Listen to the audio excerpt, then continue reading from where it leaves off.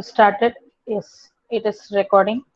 And now the engineering mechanics usually classified into fluid mechanics and solid mechanics. I told you that. And engineering mechanics in the solid mechanics is nothing but mechanics of rigid bodies, mechanics of deformable bodies. In the mechanics of deformable bodies, mechanics of materials you will get. That means mechanics of solids. So deformable bodies you will get. Here mechanics of rigid bodies comes under statics and dynamics. So here, this forces, equilibrium, frictional force, everything comes under rigid bodies. How the rigid bodies works in the stable condition. That one only we are seeing here. So equilibrium in the sense it's meaning that it is in a stable condition. The body should be in a stable condition when some of the forces acting on it or without any acting. Even though if you are taking the rest, your body weights acts down and your reaction acts up. So there are some forces acting on a body even though you are in rest condition. Stable. Equilibrium, the meaning is stable. That is the meaning for that. And these are the broadly classified into these categories. And now if you're coming here, now the fundamental laws. These are the fundamental laws used to find out whether the body is in equilibrium or unequilibrium or simply it is in unstable. So these are the fundamental laws usually they will ask.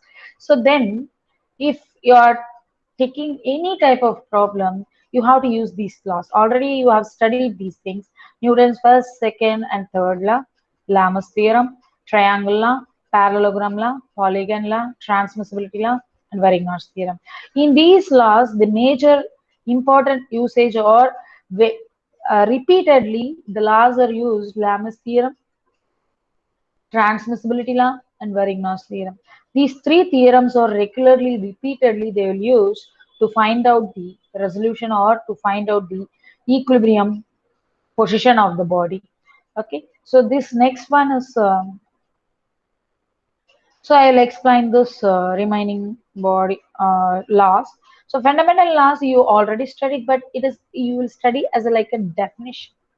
But the main impact of these laws are so force. Force is nothing but it is a in between the body, in between the bodies it acts. So unless otherwise, if you are pushing or pulling your another body, the effect is taken into account. So force is nothing but distance and time taken. You can define in that way also. The second law defines that how the force and acceleration related. Acceleration is nothing but whenever you are pushing your body, the same direction it moves. How much fast it is moving. So that is your acceleration. So both the things. So here this is the example.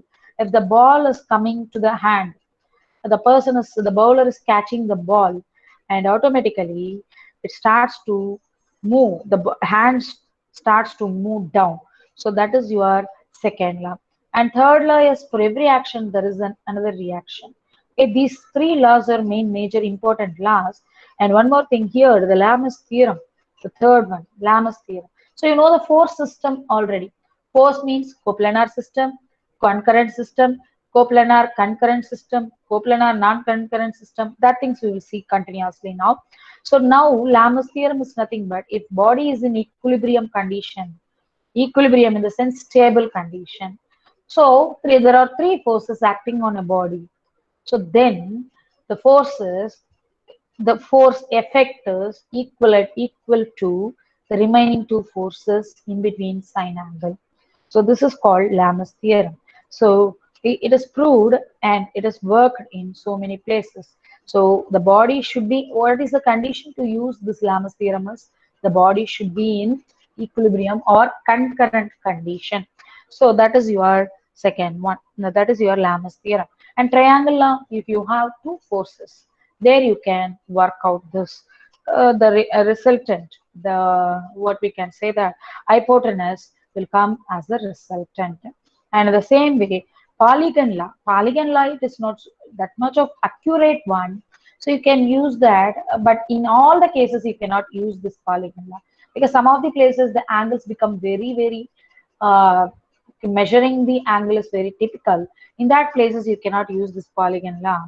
But if you know the angle for all the forces, you can find out the resultant as a closing side. That is your polygon law. And parallelogram law, again similar to your triangle law. So this law also, when two forces acting on a body, you can find out your resultant. So each and every place you will find out the resultant. What is the main purpose of resultant? To make this particular system in the stable condition. So we are replacing with a single force. We are replacing with a single force if it is acting with so many n number of forces. So that is the meaning for this. And next one, if you're going to the next, so this is transmission. It's very important for all the problems. Even though if you can use Lamas theorem in some places and resolution of forces some places and transmissive, which one polygon law you can use it, and which one parallelogram law you can use it. But transmissibility law is nothing but if you are pulling, for example, transmissibility law, how it works. So if you are acting, if the force is acting in this particular point, the same line of action, if you are transferring the force, it does not change its magnitude. So in the simple way, we can say that if you are having a vehicle, if you're having a four-wheeler, you are pushing that vehicle, or simply you are taking a rope and you are pulling that vehicle, both comes same. The effect is same. Even though if you are pushing or you are pulling, both the effect is same. So it moves in the same level of distance. That is the meaning for this. So it will be very helpful when you are dealing with n number of forces in a particular body. And then Varignon's theorem. Varignon's theorem mainly used in the rigid bodies. So till now, whatever I have told, everything is applicable in rigid as well as plane bodies. So you know that plane bodies in the sense two-dimensional. Plane bodies, two-dimensional. Two-dimensional means x and y alone. So why I'm saying these descriptive means, so when you are going for KOM, DOM, and if you are going for designing something, these are the basic elements, basic concepts. So inbuilt, it is by default you have to work out these things. You should know these things. Later only you can move further for your concepts. Then Varignon's theorem is nothing but the moment. Moment is nothing but, so it is also called law of moments.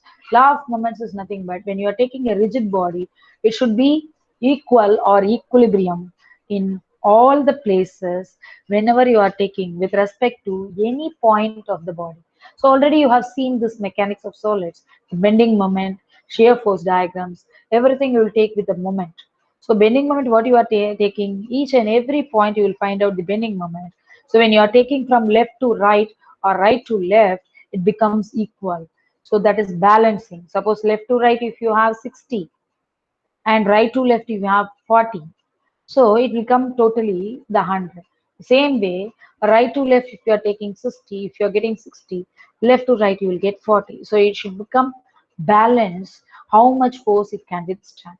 So that is your Varignon's theorem application, I'm telling. So in so many places, it will be useful. Simple statement for this Varignon's theorem is, so you should, whenever you are taking the resolution, you will find out, whenever you are taking the equilibrium, you will find out what is x forces, what is y forces, and that means individual forces you will find out. So how much distant it is working, that also you find out. So with respect to a particular point, we are finding the moment, individual force moment with respect to, that means individual force moment is equal to resultant moment. So what is the use of this particular Varignon's theorem? So in a solid bodies, you have x, y, z coordinates. In that places where the resultant is working, you don't know. So at that place, you can make this for total system. So if it is deviating from the resultant position, you can find out your resultant position with the help of this Varignon's theorem.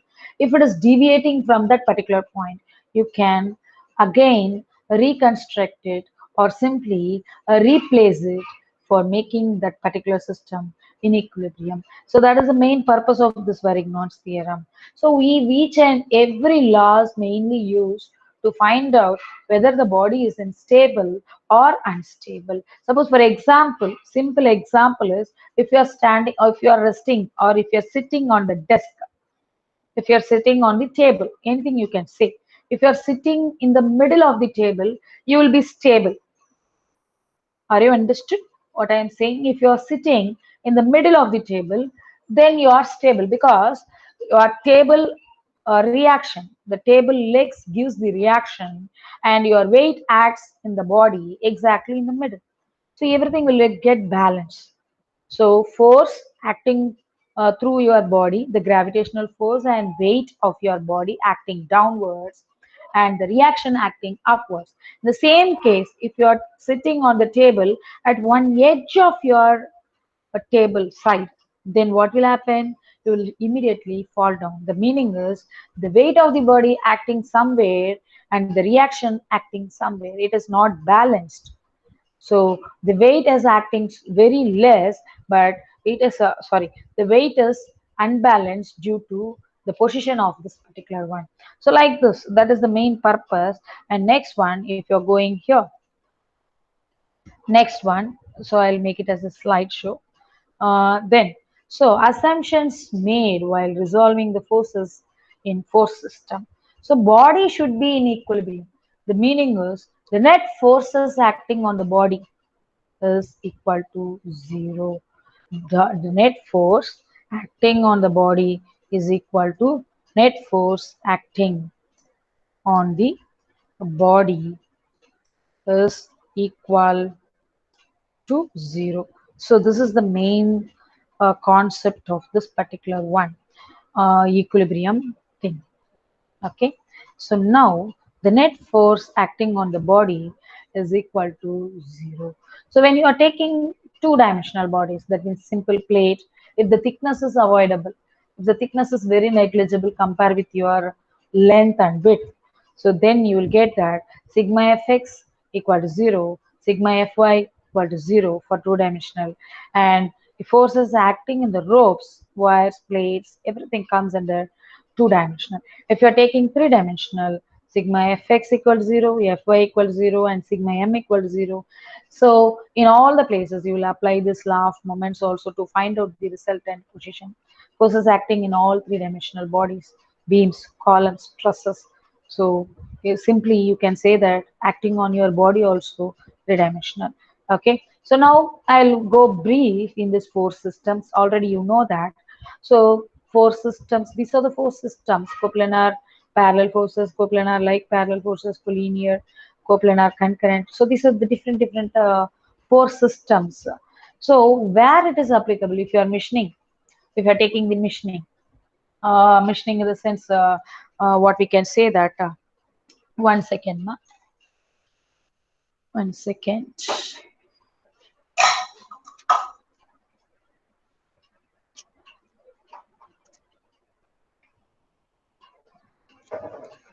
So where it is applicable in the automobiles, in the what we can say, each and every body while designing, while doing the automobile, resolving the forces, uh, uh, when uh, when you are taking some particular hooks, wherever the force is acting, if you are tying the ball or cylinders, any places, if you are fitting the fan itself, it comes. So fan is nothing but concurrent force system. So in a single solid body, three wings are acting. So concurrent or steering, car steering. So everything comes under any one type of systems. The cube, everything comes under system.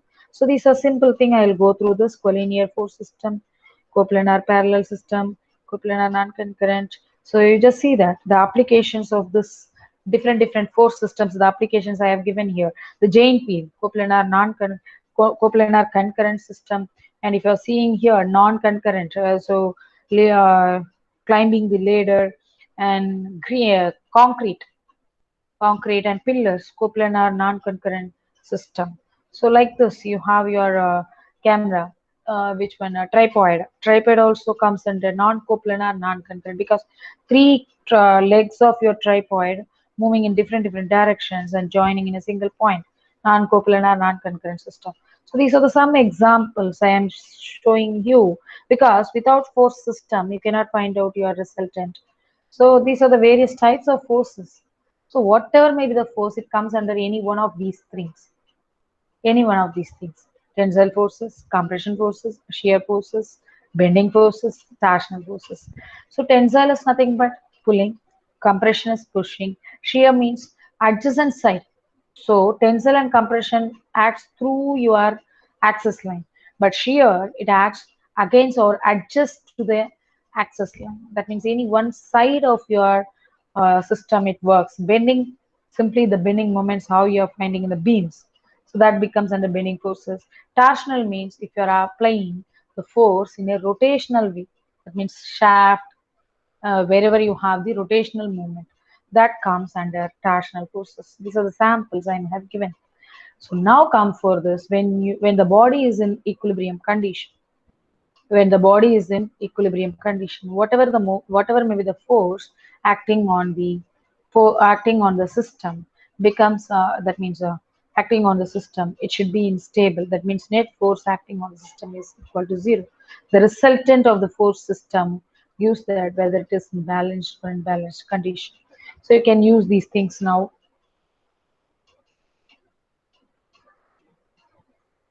Okay, so now you just see that the simple thing you can find out here, fx equal to 0, fy equal to 0 for two dimensions. How can you find out this? So with the help of thetas, with the help of theta. So suppose if it is exactly x and y, you can take it the components as it is, but it is away from x and y. The theta values you have to find out. That means you have to turn this force to this particular x component, you have to turn this force to this particular y component, then later you have to find out resultant and the resultant position with respect to x direction. So how can you find out this? R is my force. If you are taking here F1, so you can go here. So F1 is my force, theta x is my a resultant angle with respect to x direction. So now you just need that theta x equal to, this is your resultant sigma root of, so I'm taking sigma fx is f1x, f2x, f3x like that. Then frx is, how can you find it? X component. So if I'm taking cos theta equal to f1 by r, or simply this f1 uh, sorry, x equal to cos theta. I'm giving that cos theta equal to x by f1. X by f1 is this nothing but, so f f by x by f1. So simply x comes that f1 cos theta x. This is the thing I am given here, rx value. Then ry value, same way. Here the theta value is coming. Or simply, this say for the same theta, here the opposite angle becomes theta. So I need y component. Y component in the sense this vertical line. So if I'm taking sine theta means ry, or which one this component y by f1. Hypotenuse same. So y by f1. So the y component is f1 sine theta x. So now fx means totally summation of all the forces. Fy means summation of all the forces. If I know these things, the resultant becomes root of fx square plus fy square. And the position with respect to x-axis is nothing but fy by fx. Always with respect to f-axis. X-axis only comes. So now this is the problem. Normal, simple resultant problem. So why we have to find out this? To find out that whether this forces are in equilibrium. So this is normal, simple procedure. But in your gate questions, what they'll ask, they'll give the equilibrium condition. So the a body is in stable condition. The resultant, overall force resultant is this much, and how much the individual force, like that they will ask. I'll go for the next problem. Just see here. So the body is in equilibrium. The body is in equilibrium, and the resultant of that body is working in positive y direction. Resultant of the body is working in positive y direction. Then find out what is the unbalanced force acting here, that is F2. So if they're asking like this, F2 value. How can you find out? Same way, fx, fy, fz. So before that, I wish to say that. So usually people get mistakes or people get confused with this. Either I have to make cos or sine. So here I have given a clue. So if you are resolving with respect to x-axis, if you are resolving with respect to x-axis, if theta is near to that particular axis, then it becomes cos, then it becomes cos. It's the same thing. If theta is near to, away from your axis. So for this example, you just see that Rx equal to theta is near to x-axis. I got it cos theta. The same thing, Ry is equal to y is theta is away from your y-axis, then it becomes sine theta. So one thing you, this mantra you just keep it in your mind. If theta is near to axis, that is cos, away from axis, that is sine. And that too, whenever the problem comes, you have to work out with in this way. So it is very, it will be very easy to you. Okay, so this is one condition. So now I found out the typical case, that means in the reverse case I found out this. So what I found this, just see here, the resultant as given. So in this particular system, what is the unbalanced or unknown force you need to find out. So these are the cases in chases and in the cars, what are all the forces acting in the car, and when you are hanging your weights through your hook. So in that places it will be very useful. And this is your equilibrium. So equilibrium is nothing but the body should be in stable. You need to find out the resultant. The resultant comes, or resultant also called equilibrant, to make the body in equilibrium condition. So that also we can say that. And now comes for the next one, free body diagram. So free body diagram is nothing but, one second, I will correct this.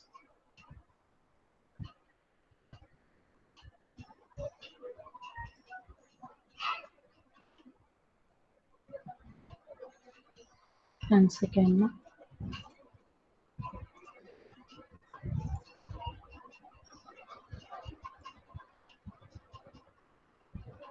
So it is very important when you are drawing this, when you are taking your KOM, DOM, everything, whenever wherever you are resolving your forces, that places is very important. And that too in the GATE online classes also they are asking some questions related to this. So whenever you are taking the free body diagram, people also get confused with this free body diagram usually. So free body diagram is nothing but the isolation of the body from the supports.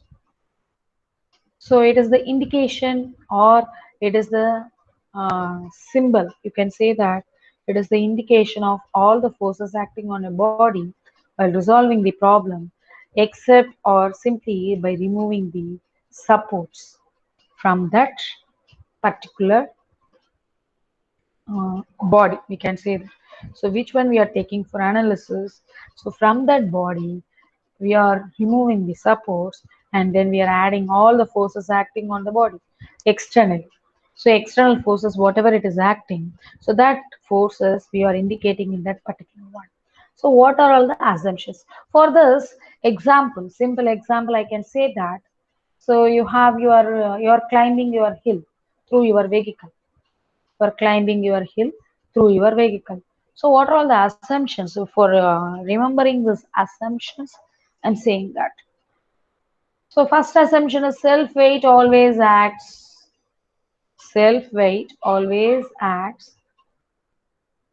downwards, irrespective of the body position. If the body is in straight condition or in the climbing condition, whatever may be, the weight always try to pull it towards the gravitation. That is first assumption. So first assumption I have given here, you just see that. So whether the body is in straight or the body is in inclined, the weight is always towards the gravitation. Exactly. That is first condition. Second condition is support reaction always acts normal to the surface of the body. For example, if you are climbing the hill with your two-wheeler, so when you are climbing, when you are raising your bike, so you are moving, moving, the body weight or the bike weight always acts directly down. But where the gripness will come from the wheels in the sense the surface of the body. So it is exactly 90 degree. The reaction is always exactly 90 degree. Another example is if the roller coaster, if you are riding in the roller coaster, a roller coaster means you will tie up with the seats, the belts, seat belts, they will tie up tightly. But when the roller coaster turn to move in a round, what will happen? Your body weight always try to pull down, but your reaction. So whenever it is taking the rotation, automatically it changes its angle, but your reaction is always perpendicular to your body. The same way here, just see here the second condition I have given. So here the reaction is like this, but here in the second case, the weight always down, but the reaction is with respect to your angle it works. How much it is inclined with respect to that it works. Then next one, axial force. Axial force is nothing but when two bodies are in contact.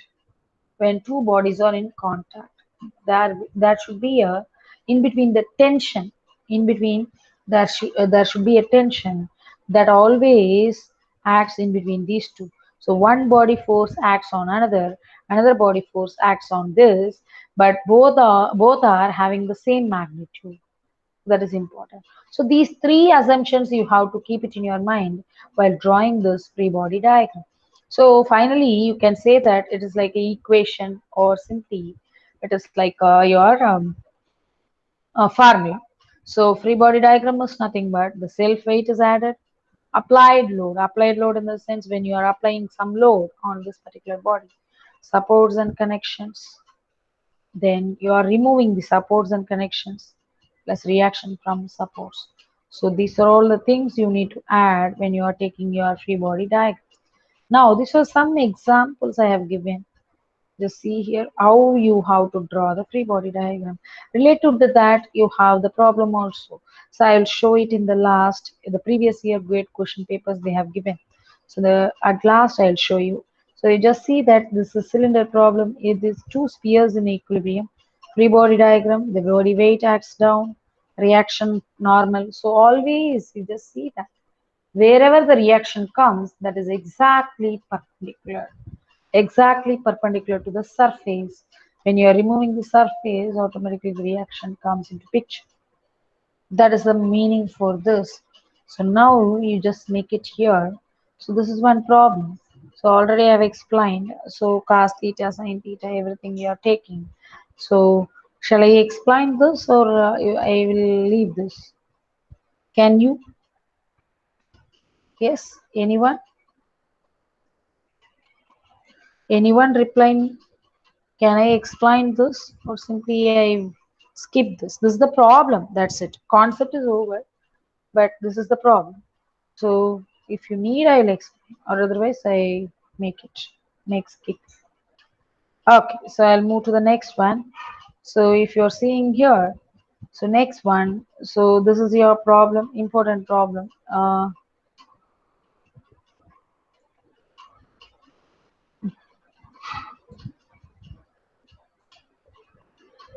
So now you just see that whatever may be the concurrent system, we can use this free body diagram in the same way. Coplanar system also, you can find out the result and position with the help of your Varignon's theorem. So law of moments, it's also called.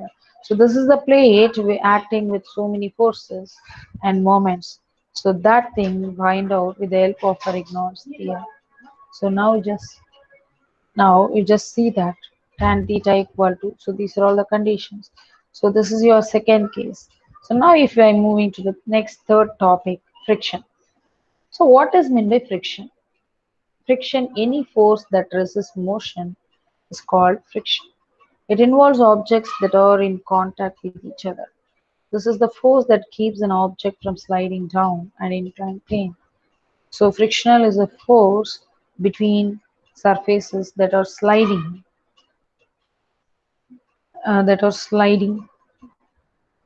or trying to across one another.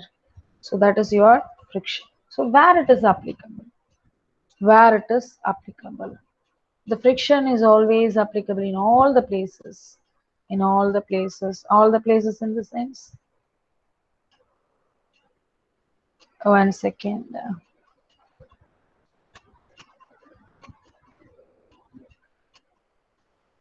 So when you are using the footwear, when you are moving the body, that means when you are moving the heavy weight. So some places it has positive, positive effect. Some places it has negative effect. Negative effect in the sense if you are lifting your weight or if you are moving your weight, at that time the friction opposes the movement. So that is your negative effect. And the same thing, if you are having your footwear with some roughness, it creates a grip in between you and the earth. So the main purpose, or it makes some attachment with your earth, and it does not. You could not able to fall down. So that is friction. So friction again classified into two categories: static friction and dynamic friction, or kinetic friction. It is called. Sliding friction also they may call. Static friction means nothing but stiction. Always, this also they may ask in 2 marks question or in objective. Always static friction is greater than your dynamic friction. So friction means what? It opposes the motion. So when it should oppose the total motion, it has to arrest the total motion means the friction becomes more when it is static. If it is coming somewhat movement means the friction becomes less when compared with static friction. So that is the thing I have given here. So static friction, dry friction again. Fluid friction is nothing but using lubricants. Lubricants they will use it. What they are using in the automobiles and all. So now again this dry friction is called Coulomb friction because he is the inventor to given or he has given the statement how the friction works.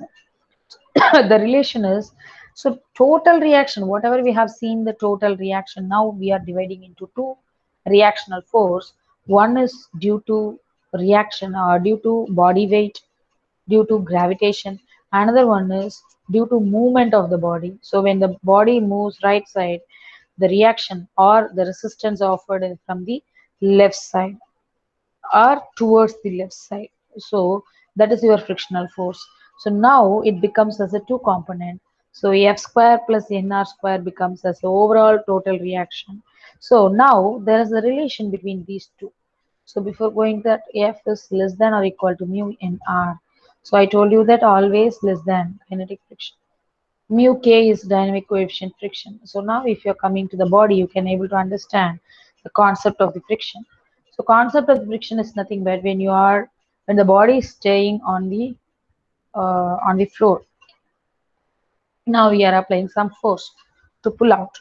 So if we are applying some force to pull out, then automatically the friction becomes opposite force of friction.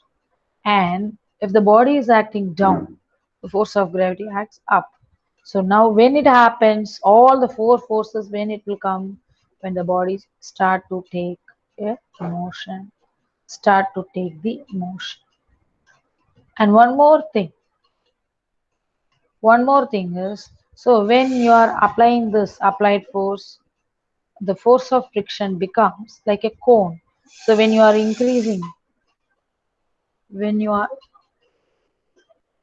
when you are increasing your inclined angle, when you are increasing your inclined angle, sound is- when you are increasing your inclined angle, automatically the friction is exactly 180-degree down.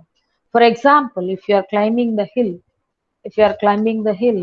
the motion is in the upward direction and the friction is exactly through the surface downward direction. So it is always opposite side. It is always in the opposite direction of the friction. So when the applied force takes, suppose for example, 210 degree, when the applied force takes 210 degree, then the friction comes into 210, 180 minus 210, 30 degree. So it should be exactly in straight. And always the normal reaction always works downward direction. That means from the down or from the surface, exactly 90 degree. Exactly 90. The body weight is always down.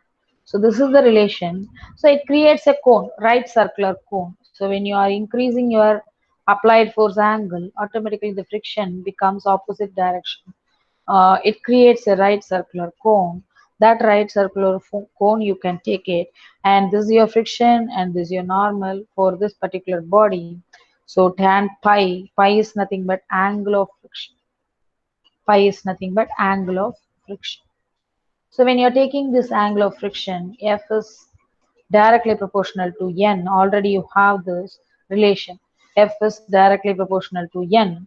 So yeah, this proportionality is removed with mu. Mu is coefficient of friction, friction of surface. So that means surface reaction. How much the smooth or roughness, whatever may be. So that is your surface coefficient of friction of the surface. So with the help of that, if you are taking here, so here this pi angle. So R and N in between this angle of friction will come. So if you are taking this pi, tan pi equal to, if this F is transferred here, so F by N. So already you have the relation F by N is nothing but your mu. So that mu is connected here. So what is the use of this relation? So angle of friction, tan pi, and cone of friction, that means angle of friction is pi, coefficient of friction is mu, and with the help of this you can find out the unknown things from the problem or from this. So it gives the relation between these two. Okay. So now these are the possible cases in friction. Possible cases in the sense, friction means always you cannot say that only in the horizontal. If it is taking in the inclined way, how can you find out your resultant or your frictional force? So in some places, some problems they'll give that clearly the surface roughness. So they'll give the statement as smooth surface finish. At that time, the friction is negligible. You cannot able to identify. You no need to calculate that friction. Okay. So now these are the possible cases. You just see that it will be very helpful while solving your problems. So theta is your inclined angle, pi is your resultant friction angle, and W always acts down. These two are in the same case in reverse direction. So and these two are in some other another case. Okay. So now if you're taking this, these are all some of the books you can find out. And now I'll go for previous year question papers. So previous year question paper, I'll present this. So with this, I'll complete my concepts. And now I'm presenting the one more screen. So two problems I have taken from the previous year GATE question papers, and I'll discuss about that. Okay. Uh,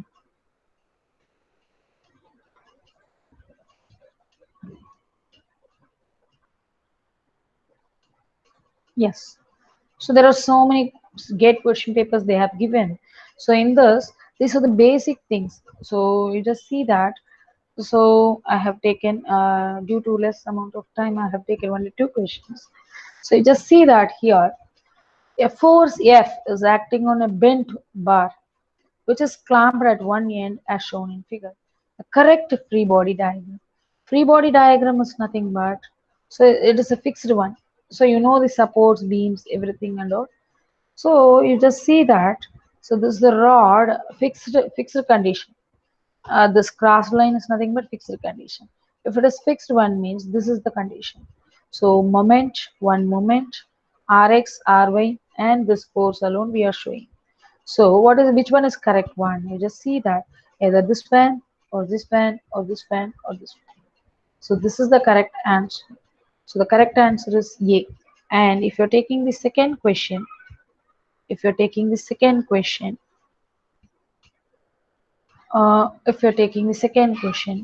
a block of mass m rests on an inclined plane. So here they have given the diagram and is attached by a string to the wall as shown in the figure. The coefficient of static friction between static friction and the plane and the block is 0.25. The string can withstand with a maximum force of 20 Newton.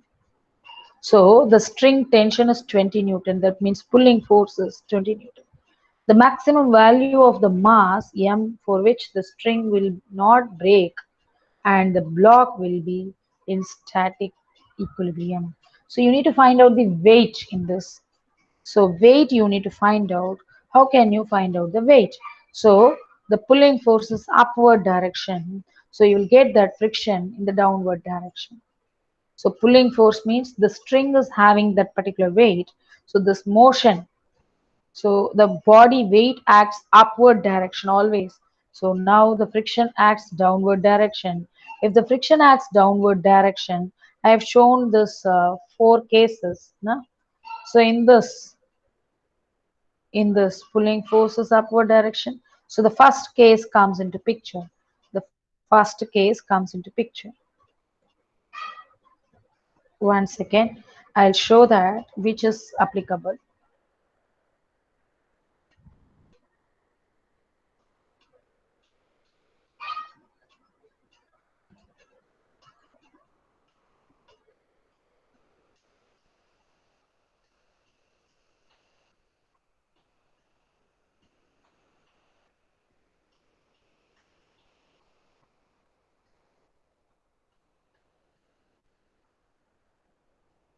This case is applicable for this particular problem.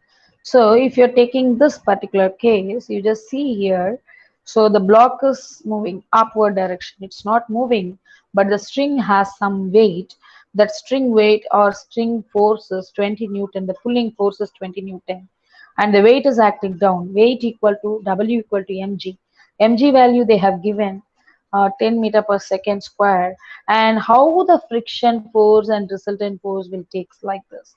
So friction moves down. Say exactly the normal reaction always moves up. That means with is exactly 90-degree. So that normal reaction you just keep it here. The theta is zero point 0.6 if it is cos theta, and sine theta is zero point 0.6. Take cos theta equal to zero point 0.8 and sine theta equal to zero point 0.6. So above that, so where it is applicable, you just see that this theta where you are taking. With respect to that, you have to apply this value. Cos theta means how much, sine theta means how much. And now if you are taking the resultant reaction pi value is nothing but mu. So mu is tan pi equal to mu.